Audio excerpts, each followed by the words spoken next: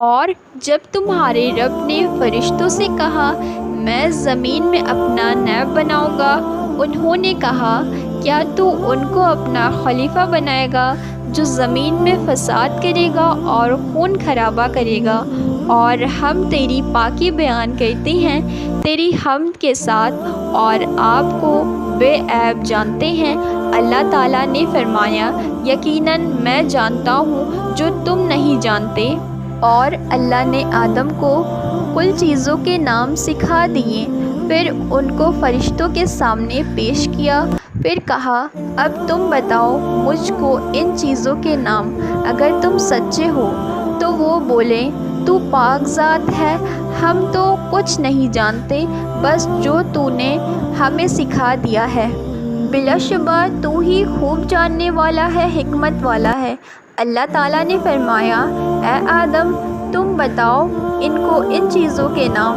پھر جب آدم نے ان چیزوں کے نام بتا دیے تو اللہ تعالیٰ نے فرمایا کہ کیا میں نے تم سے کہا نہ تھا کہ میں آسمان اور زمین کی پوشیدہ چیزوں کو جانتا ہوں، اور جو تم ظاہر کرتے ہو اور جو تم چھپاتے ہو وہ سب جانتا ہوں۔ اور جب ہم نے فرشتوں سے کہا کہ تم آدم کے سامنے سجدہ کرو تو وہ سب سجدے میں گر پڑے مگر ابلیس نے نہ کیا اور وہ کافروں میں سے ہو گیا۔ اللہ نے پوچھا تجھ کو کس نے روکا کہ سجدہ نہ کیا جبکہ میں تم کو حکم دے چکا تھا؟ اس نے کہا میں اس سے بہتر ہوں، آپ مجھ کو آگ سے پیدا کیا اور اس کو آپ نے مٹی سے پیدا کیا۔ اللہ نے کہا تو آسمان سے اتر جا، تجھ کو کوئی حق حاصل نہیں کہ تکبر کرے آسمان میں رہ کر، سو نکل جا بے شک تو ظالموں میں شمار ہوگا۔ تو اس نے کہا مجھے مہلت دیجیے قیامت تک۔ اللہ نے کہا کہ تجھ کو مہلت ہے۔ اس نے کہا کہ اس کے سبب سے کہ آپ نے مجھ کو گمراہ کیا، میں قسم کھاتا ہوں کہ میں ان کے لیے آپ کے سیدھی راہ پر بیٹھوں گا، پھر میں ان پر حملہ کروں گا، ان کے آگے سے بھی پیچھے سے بھی اور ان کے داہنے جانب سے بھی اور بائیں جانب سے بھی، اور ان میں سے اکثر کو آپ احسان ماننے والے نہیں پائیں گے۔ اللہ نے کہا کہ تو یہاں سے نکل جا ذلیل و خوار، جو ان میں سے تیرا کہنا مانے گا تو میں ضرور تم سب کو جہنم کو بھر دوں گا۔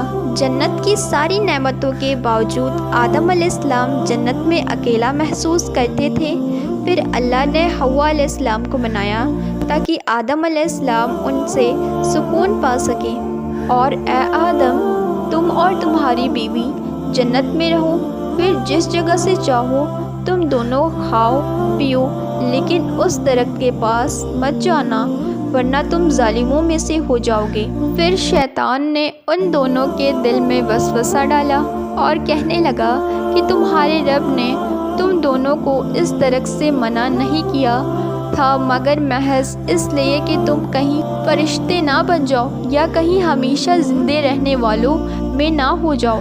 اور ان دونوں سے قسمیں کھائی، یقیناً جانیے کہ میں تم دونوں کا خیر خواہ ہوں۔ پاس ان دونوں کو دھوکے سے نیچے لے آیا، پاس وہ دونوں جنت کے پھلوں کو کھایا اور جنت کے پتے کو جوڑ جوڑ کر اپنے اوپر رکھنے لگے، اور ان کے رب نے ان کو پکارا اور کہا کیا میں تم دونوں کو اس درخت سے منع نہ کر چکا تھا اور یہ نہ کہہ چکا تھا کہ یہ شیطان تمہارا کھلا دشمن ہے؟